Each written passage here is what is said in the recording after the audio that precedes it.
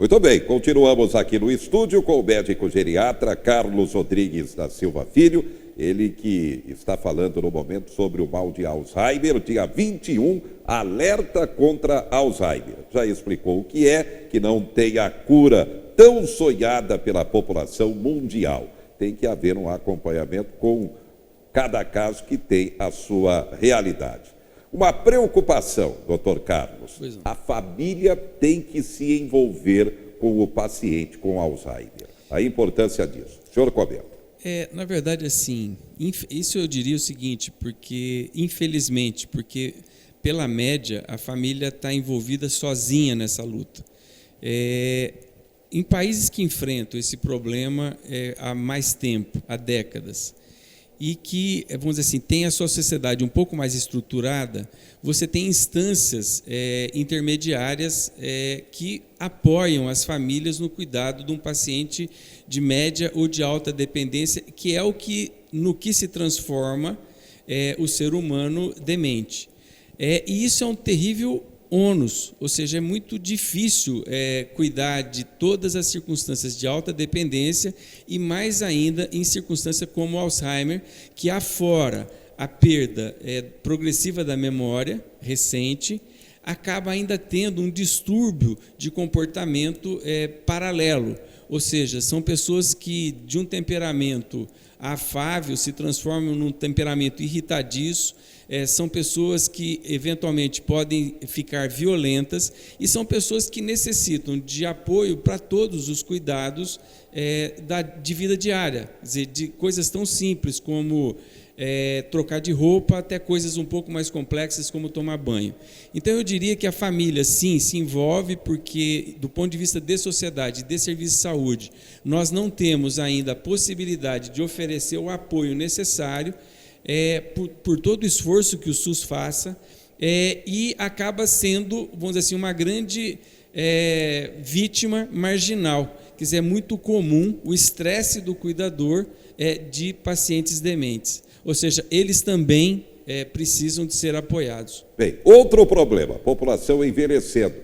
Quedas, começa dentro de casa com consequências que podem realmente ser até a morte. Preocupação também da geriatria com relação a esse tema, doutor. E esse é um pouco mais simples de resolver no sentido de que é possível, via de regra, você sanear o meio ambiente doméstico, quer dizer, tentando minimizar ou diminuir a possibilidade de queda. E isso se consegue como? Esvaziando a casa, ou seja, tirando aquela mobília dispensável, tirando a mobília e os tapetes das áreas de movimentação das pessoas, colocando apoios, vamos dizer assim, para aquelas circunstâncias como o banho ou como o uso do vaso, minimizando escadas e transformando-as em rampas, enfim, basicamente o saneamento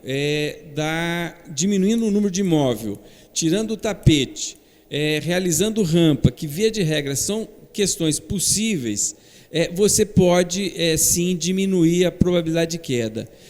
E uma boa iluminação contribui para isso. Então, sim, isso é um dado que a família certamente, alertada para o problema, poderia tomar a iniciativa de contribuir para se evitar. Bem, deixa eu aproveitar a presença do senhor aqui como médico, também nesse mês de setembro, mês de alerta com relação à depressão, outras consequências, suicídios. Marília, a cidade do interior paulista com maior incidência de suicídios. Foram 20 casos no ano passado, quase 20 já nesse ano de 2019, tanto é que teremos na segunda-feira inauguração de uma unidade do CVV, Centro de Valorização da Vida, para levar essa mensagem de retaguarda às pessoas realmente com problemas. Setembro amarelo, alerta com relação ao suicídio. Sua análise como médico, doutor Carlos. Bom, assim, é incrível que, enquanto sociedade, quer dizer, enquanto sistema de saúde, a gente mal equaciona um problema, quer dizer, e muitos outros, vamos dizer assim, emergem.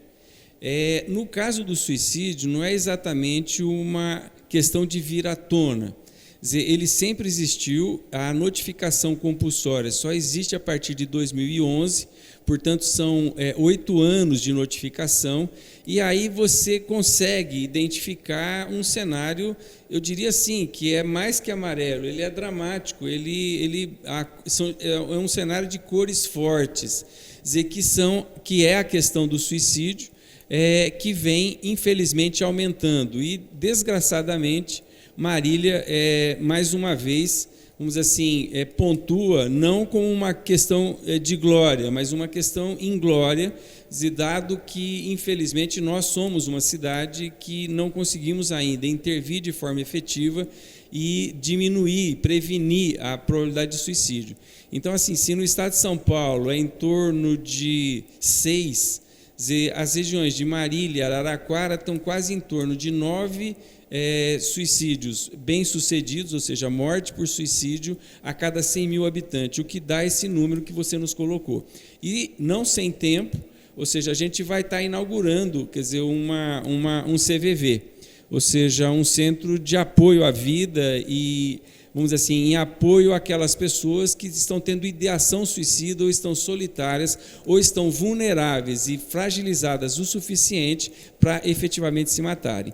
Então, assim, é um grande problema, quer dizer, é um setembro que deve sim ser muito comentado, e que a gente deve abordar e enfrentar os mitos em relação à questão do suicídio. Então, assim, primeiro deles é que falar em suicídio aumenta o suicídio. Não aumenta. Ou seja, falar em suicídio é dar a oportunidade para aquelas pessoas que estão tendo ideação poderem buscar ajuda. O segundo mito é de que pessoas que tentaram uma vez vão finalmente conseguir. Isso não é verdade. Ou seja, porque mesmo patologias mentais, ou seja, quadros depressivos severos, que frequentemente levam ao suicídio, hoje são tratados e com boa efetividade, de forma assim que o fato de eu ter tentado e não ter sido bem sucedido não necessariamente significa que eu vá efetivamente conseguir, muito embora necessite uma grande mobilização para isso. De forma assim que acreditem nas pessoas que estão dizendo que estão tendo ideação suicida, porque, ao contrário do que a gente imagina, que quem fala não faz, no caso do suicídio, quem fala faz, ou seja, cachorro que late morde, tá certo? Então, assim, e isso é fundamental que saibamos enquanto comunidade local, para que a gente possa efetivamente estender a mão ou buscar ajuda especializada. Bem, e a família? A família tem que também estar desta retaguarda, acompanhando sintomas que realmente podem levar a essa condição, e quando se buscar a ajuda técnica, a família tem que se envolver também. É isso, doutor? Totalmente, ou seja, na verdade, a família é a primeira atingida por essa circunstância. E, infelizmente, em algumas circunstâncias, por exemplo, a dependência química é uma das coisas que pode levar a suicídio. De forma assim que, habitualmente, o dependente químico, por todas as suas tentativas de contenção da dependência e recaídas, ela também tem um certo isolamento familiar, porque, a bem da verdade, as famílias vão se cansando dessas circunstâncias. E, eventualmente, pode não mais se mobilizarem para tentar ajudar esse ser vulnerável naquele momento. Então, assim, é fundamental o envolvimento da família, é fundamental o envolvimento da sociedade, principalmente nas circunstâncias de maior vulnerabilidade. Ou seja, quem são as pessoas mais vulneráveis? Então, assim, por definição, homens na faixa entre 20 e 30 anos, solitários, ou seja, sem uma relação estável, e não importa aqui se relação é hétero ou homossexual, ou seja, nós estamos falando de uma relação afetiva estável, porque ela te dá suporte. São pessoas com doenças crônicas de recém-diagnóstico, principalmente para aquelas que a gente ainda não tem cura, os dependentes químicos, os deprimidos unipolares maiores, ou seja, os deprimidos graves, as pessoas que já tentaram suicídio no passado e não conseguiram. Quer dizer, esse é o perfil de risco para os pacientes se matarem, sabendo o seguinte, que as mulheres tentam mais, via de regra, por envenenamento, e felizmente são menos bem-sucedidas. Portanto, assim, nos oferece uma chance de ajuda. Os homens tentam menos, mas infelizmente são mais bem-sucedidos na tentativa de se matar e conseguir. Porque, via de regra, se lançam mão de circunstâncias, vamos dizer assim, muito efetivas para isso, que é o enforcamento e a questão da arma de fogo. De forma que a política de armamento em curso, quer dizer, possivelmente vai aumentar também a quantidade de suicídio. E aí, Zé, entra um alerta, e nessa questão de setembro, do Setembro Amarelo, quer dizer, eles focaram exatamente a questão também da imprensa, ou seja, como é que a mídia pode ajudar na prevenção. E uma forma de ajudar na prevenção é não dar destaque em primeira página para a questão do suicídio, porque, desgraçadamente, existe uma síndrome que é um cluster, ou seja, se existem muitas pessoas com ideação suicida, uma tenta e é bem sucedida, possivelmente outras tentativas ocorrerão no mesmo momento. De forma que a gente, de alguma forma, deveria estar se colocando à disposição da sociedade, da comunidade, para debater esse fenômeno, mas a gente deveria ter muito cuidado na comunicação do fenômeno, por conta vamos dizer assim, da coragem que isso dá naquelas pessoas que, vamos dizer assim, estão pensando em se matar. E lembrar o seguinte, que suicídio não tem a ver com a ausência de Deus, com essa ou com aquela religião, com covardia ou com valentia. Tem a ver com doença, vulnerabilidade humana, e que como esse fenômeno é melhor entendido, é possível prevenção e tratamento. Bem, só para a gente concluir, o senhor acompanhava aí a entrevista da doutora Amanda sobre a obesidade infantil e a população da melhor idade acima do peso. O problema também é grave, doutor Carlos? É grave no sentido de uma doença, vamos dizer assim, crônica e progressiva, que é a obesidade. Ou seja, a gente hoje melhor encara como uma doença recorrente. Muito embora uma parcela pequena da população consiga efetivamente, depois de atingir pesos muito acima do que a altura permitisse, terem um enfrentamento efetivo, o grande problema é que isso começa muito precocemente. E aí, Zé, eu acho que a sociedade marilhense precisa discutir uma questão que eu acho que é muito importante que seja discutido. Olha só, nós temos, eu não vou falar o nome, mas assim, todo mundo sabe, nós temos um dia por ano, no qual se vende um hambúrguer e a renda desse hambúrguer vai para o tratamento de oncologia pediátrica. Isso chega a ser hipócrita e chega a ser cínico, porque, na verdade, o estímulo, vamos dizer assim, a comida, ao fast food, quer dizer, a comida cheia de gordura poliinsaturada, quanto antes você experimentar, mais chance vai ser de você ficar dependente disso. Isso vai contribuir de forma dramática para a obesidade.